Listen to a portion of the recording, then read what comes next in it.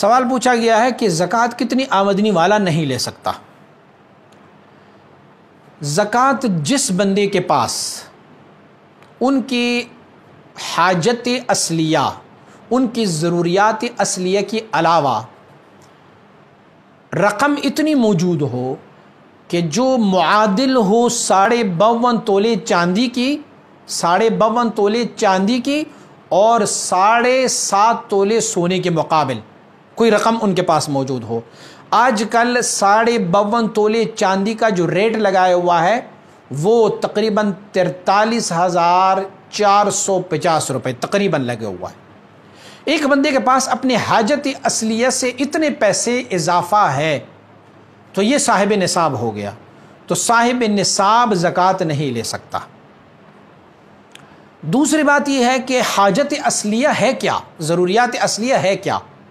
فقہاء نے ضروریات اصلیہ اور حاجت اصلیہ کو شمار کیا ہے اور فرمایا کہ اس میں گھر شامل ہے، گھر کا سامان شامل ہے، ان کا لباس شامل ہے، ان کی سواری شامل ہے اور ان کا ایک غلام یا کنیز شامل ہے۔ تو اگر ان ساری چیزوں کو ہم جمع کر لیں گے تو ان چیزوں کو حاجت اصلیہ یا ضرورت اصلیہ کہتے ہیں۔ بھائی اگر آج کل لوگ ان ساری چیزوں کو اکٹھا کریں گے تو وہ تو بہت مالدار بندہ ہوگا، لیکن نہیں، فقہاء نے اس کو کسی اور کیٹیگری میں لیا ہوا ہے۔ فقہاء لکھتے ہیں کہ مراد اس میں سے نہیں ہے کہ وہ گھر کا مالک خود ہوگا، بلکہ گھر کرائے پر لے سکتا ہو تو کرائے والا گھر ایسا ہے جیسے اس کا اپنا گھر ہو، تو کرائے والا گھر ایسا ہے جیسے اس کا اپنا گھر ہو۔ اور پھر گھر بھی کتنا ہے؟ ایک بندہ کہے کہ میں نے تو ڈیفنس میں گھر لینا ہے اور ڈیفنس میں اتنی بڑی کوٹھی کرائے پر لینا ہے تو اس کا کرایہ بھی تو 50,000 ہوگا۔ نہیں، فقہاء نے گھر کو محدود کیا ہوا ہے ایک کمرے پر، ایک روم۔ آپ کو میں بتاؤں کہ حضور سید عالم صلی اللہ علیہ وسلم مبارک کے ازواج مطہرہ کا گھر مبارک کتنا تھا؟ سارا 9 ازواج مطہرات اور حضور کی خادمائیں اور کنیز مبارکات اور سیدہ طیبہ طاہرہ فاطمہ رضی اللہ تعالیٰ عنہ کا گھر، سارے کا سارے گھر کتنے تھے؟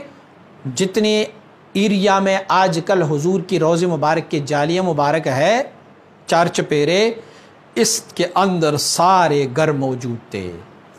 فلہذا حاجت اصلیہ میں جو گھر ہے وہ ایک کمرہ ہے، جو کرائے پر لیا جائے تو یہ اس طرح ہوگا جیسے وہ اس گھر کا مالک ہے۔ حاجت اصلیہ میں جو کپڑے ہیں وہ 2 جوڑے ہیں۔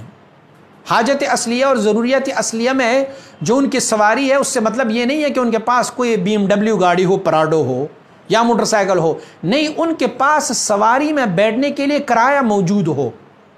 مثلا وہ یہاں سے جائیں، لاہور سٹی کے اندر جانا چاہیں یا کہیں اور جانا چاہیں تو ان کے پاس کرایہ موجود ہو، تو جب وہ اس نے کرایہ اور اجرے پر وہ اس کو لیا، اس میں بیٹھ گیا، بس میں، ویگن میں، گاڑی میں، چنگچی رکشے میں، تو وہ ایسا ہے جیسے یہ اس کی اپنی گاڑی ہو، ملکیت ہو۔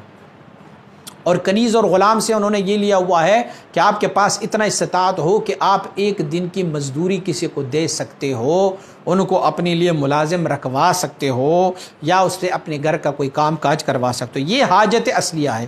تو ان حاجات اصلیہ کے علاوہ کسی کے پاس اتنے پیسے ہو کہ جو آج کل 52.5 تولے چاندی یا 7.5 تولے سونے کے معادل رقم ان کے پاس موجود ہو تو وہ بندہ زکوٰۃ نہیں لے سکتا۔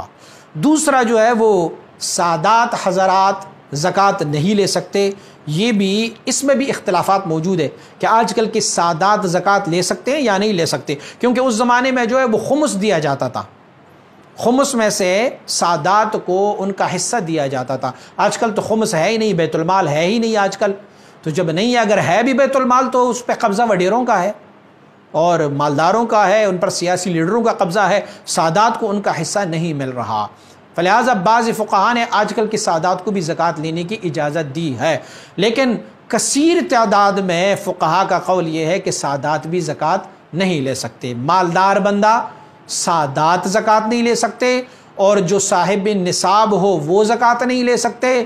اسی طرح شوہر کی زکوٰۃ اپنی بیوی پر نہیں ہو سکتا، بیوی کی زکوٰۃ اپنے شوہر پر نہیں ہو سکتا، ماں باپ کی زکوٰۃ اپنی بچوں اولاد پر اور بچوں کی زکوٰۃ ماں باپ پر، یہ وہ نہیں لے سکتے۔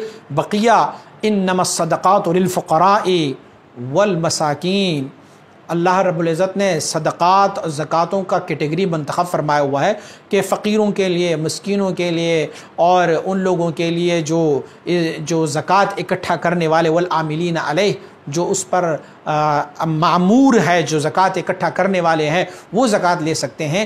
بقیہ جن افراد کو میں نے ذکر کیا وہ زکوٰۃ نہیں لے سکتے۔ مزید اسلامی ویڈیوز کے لیے ہمارے YouTube چینل کو سبسکرائب کریں اور بیل آئیکن پر کلک کریں، اور ویڈیو کو لائک، کومنٹ اور شیئر ضرور کریں۔